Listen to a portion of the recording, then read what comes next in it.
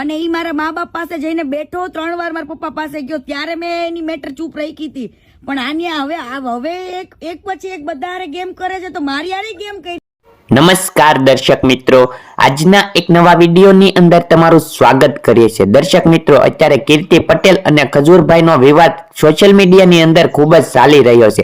ત્યારે ગમન સાંથલ અને કીર્તિ પટેલનું એક નવું કોલ રેકોર્ડિંગ સોશિયલ મીડિયાની અંદર ખૂબ જ વાયરલ થઈ રહ્યું છે.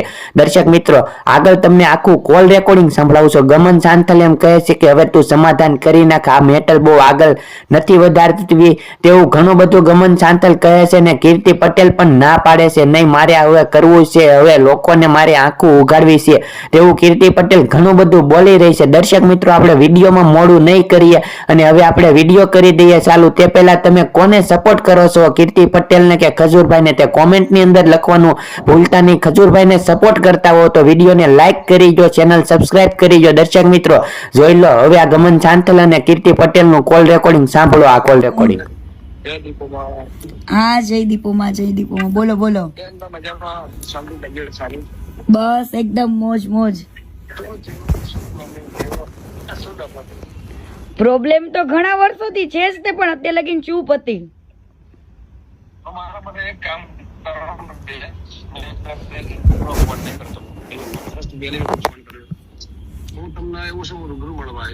હા,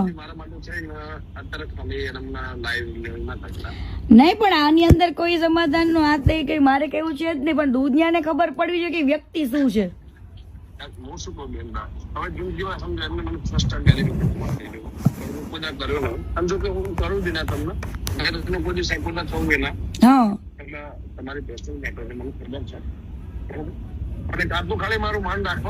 અને ત્યાર વખતે કેવું છે ગમન બુવાજી, ત્યાર વખતે છે ને કીર્તિ પટેલ એકદમ ભોળી વ્યક્તિ હતી અને મેં સહન કરેલું છે, બરાબર. અને ઈ મારા મા બાપ પાસે જઈને બેઠો, 3 વાર મારા પપ્પા પાસે ગયો, ત્યારે મેં એની મેટર ચૂપ રાખી હતી. પણ આન્યા હવે એક પછી એક બધા હારે ગેમ કરે છે, તો મારી હારે ગેમ કરી હતી, તો હું કેમ ના ખુલીને કહું લોકોને. જે હશે હું બતાવડાશે, મારી જવાબદારી બસ. બરાબર. ના, એવું પતાવવાનું આમાં કઈ પતાવવાનું છે જ નહીં મારે. આજે નાના હારી આબરૂ જાય, આજે મેં આટલું બધું કર્યું છે, મને તો મીડિયા વાળા કેટલાય કોલ કરે, હજુ મીડિયામાં તો ડિબેટમાં હું બેઠી જ નથી, કાલથી બેસીશ. આવા લોકોને આંખ ખુલવી જોઈએ. ખોટા માણસને સપોર્ટ કરીને કોઈ મતલબ નથી. ઈ કેને એને કેટલી છોકરીઓની જિંદગી બગાડી એ બધું જ કહીશ.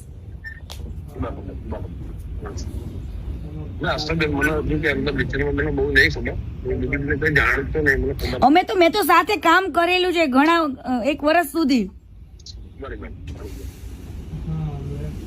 એટલા માટે. અને અત્યાર સુધી કદાચ અમે લોકો એકબીજાને ફોલો કરતા હતા ને, તો ઈ તો એટલા માટે ફોલો કર્યું હતું કે એને મારા મા બાપ ને કીધું હતું. મેં કીધું ઈ અનફોલો કરે એ ખબર પડે જ ને લોકોને. મારા માટે એક કામ કરશો, ખાલી આજનો દિવસ બંધ રાખશો. કાલે હું તમને એવું સમજ રાત્રે તમને રિંગ કરું, વોટ્સએપ કોલ કરું, તો હું તમને રૂમે જઈને ફેમિલી છે રૂમે જઈને શાંતિથી કોલ કરું. છોકરા લઈને ખાલી ફરવા આવ્યો. અને આજનો દિવસ મારું માન રાખજો.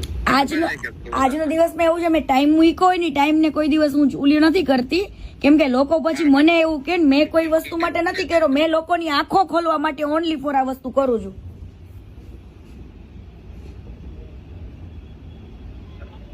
હેલો.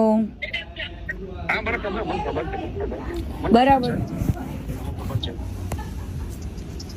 એટલે આમાં તમે સમજો બુવાજી, મારે કેવાય ને સ્વાભિમાન ને મારા સન્માન ની વાત છે, બરાબર. અને આને તો કેટલા લોકો સાથે ગદ્દારી કરી છે, એડવર્ટાઇઝમાં ને કેમાં કેટલે બધા પાર્ટનરશિપોમાં તે, બરાબર.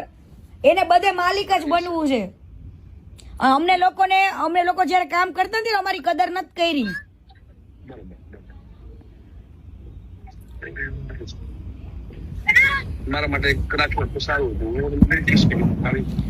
પણ આવી વાતમાં તમારી વસ્તુ હોય ને ગમન બુવાજી, તો તમે હજુ વસ્તુ અલગ છે, પણ આવી વાતમાં તો હું કઈ રીતના હું કરી શકું એમને.